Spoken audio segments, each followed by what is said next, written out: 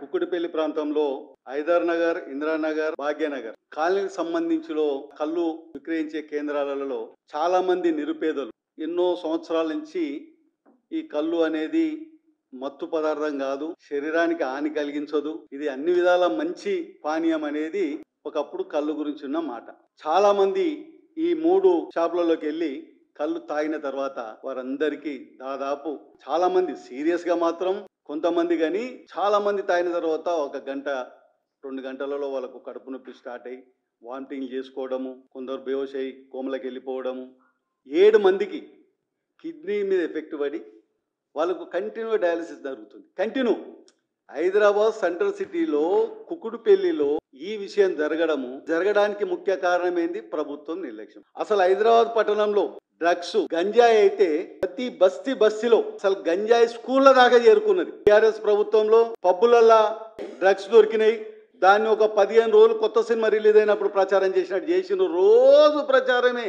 ఈ హీరో దొరికిండు, ఆ హీరో దొరికిండు, ఈయన రూపడిపోతాడు, ఆయన రూపడిపోతాడని పెద్ద ఎత్తున సినిమా తీసిండు. దాన్ని రిలీజ్ చేయలేదు. ఎక్కడ రిలీజ్ చేయలేదు? ఏ థియేటర్లో రిలీజ్ కాలేదు. అయిపోయింది. దాన్ని తీసుకుపోయినారు. సినిమాలు కొన్ని చాలా మటుకు సినిమాలు తీసాయి, రిలీజ్ కావు, థియేటర్లలో రావాయి. ఆ బాక్సులు అట్లనే ఉంటాయి, రూపడి ఉండిపోతాయి. అంటే వీళ్ళకు ఈ రాష్ట్రంలో ఈ డ్రగ్ కల్చర్ల పైన కానీ మత్తు పదార్థాల పైన కానీ గత ప్రభుత్వం ఏ విధంగా నడిచిందో దానికంటే 2 ఎక్కువ గత ప్రభుత్వంలో పెద్దలు అంటే ఆ పార్టీ నడిపించే పెద్దల హస్తంతో నడిచిందన్నది. కానీ 10 ఏళ్ళు ఆకలితో ఉన్నారు కాంగ్రెస్ ప్రభుత్వం. 10 సంవత్సరాలు వాళ్ళకు ఎక్కడికి వెళ్ళి కూడా వాళ్ళకు 1 రూపాయి సంపాదించడానికి వీలు లేకుండా ఇప్పుడు వచ్చేసింది అధికారం. ఇక గల్లీ కాడికి వెళ్ళి స్టార్ట్ చేసారు. ఏ ఇన్లీగల్ బిజినెస్ చేయాలన్నా కానీ భవిష్యత్తు 5 ఏళ్ల తర్వాత మళ్ళా మేము ప్రభుత్వంలోకి రాము. ఉన్నప్పుడే వెళ్ళి చక్కదిద్దుకుందాం అనుకొని ఈ బిజినెస్ ఆ బిజినెస్ అనేది ఏది లేదు. డబ్బులు వచ్చే ఏదైనా పర్లే చేయాలి. ఈ ఆల్ఫోజం, డైజోఫామ్ ఇట్లాంటి కలిపి మనిషి ప్రాణం పోతున్నది. ఈడ నష్టం వేరు, ప్రాణం వేరు. అంటే ఈ ప్రభుత్వాలు ప్రాణాలు పోయేదాకా కూడా ఎక్సైజ్ శాఖ కానీ పోలీస్ శాఖ కానీ అసలు వీళ్ళకి ఎక్కడికి వెళ్ళి దొరుకుతుంది? ఇది ఎక్కడికి వెళ్ళి వస్తుంది? ఆల్ఫోజం కానీ డైజోఫామ్ కానీ దీన్ని రాని ఫార్మా కంపెనీలకి వెళ్ళాలని రావాలి. లేకుంటే ఇన్లీగల్గా ఇది పుట్టి వస్తుందంటే ఎట్లా వస్తుంది? మరి నిఘా ఎవరు పెడతలేరు? దీన్ని ఇష్టం వచ్చినట్టు ఫార్మా కంపెనీలకు పర్మిషన్ ఇస్తారు. వీళ్ళు ఎలిజిబిలిటీ ఉన్నారా లేరా, వీళ్ళు చేయగలుగుతారా లేదా, సరి అయిన ఎక్సైజ్ శాఖ కానీ లేకపోతే పోలీస్ శాఖ కానీ డ్రగ్స్ సంబంధించింది కానీ వీళ్ళకు అదుపులో లేవు. డబ్బులు రావాలి.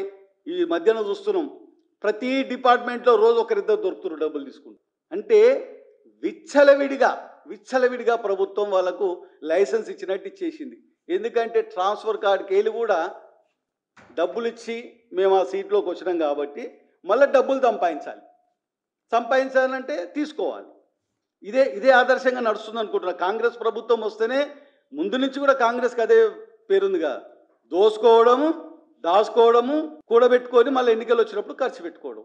తెలుసుగా ఇంతకుముందు ప్రతిరోజు ప్రతి నెలలా ఒక్కొక్క లీడర్ పేరు వస్తుండే. స్విస్ బ్యాంకులో డబ్బులు దాచుకుండు. ఇప్పుడు ఈ 10 ఏళ్ళ నుంచి స్విస్ బ్యాంక్ వస్తలేదు. ఎందుకంటే నరేంద్ర మోడీ గారు ప్రభుత్వం వచ్చినాక స్విస్ బ్యాంక్ పేరు మర్చిపోయారు. ఎందుకు మర్చిపోయారు అంటే దాచుకుంటూ లేరు. దోసుకుంటున్న వాళ్ళకి 2 రాష్ట్రాలు ఉన్నాయి, ఒకటి కర్ణాటక, ఒకటి తెలంగాణ. ఈ రెండిట్లల్లా ఏ వ్యాపారం దొరికితే కూడా వదులుతలేరు.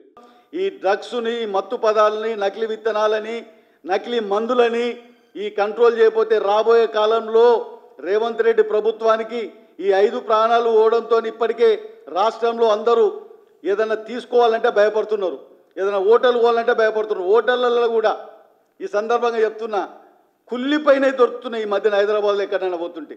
అంటే కారణం ఏంటంటే ఈ నిఘా లేకపోవడమే.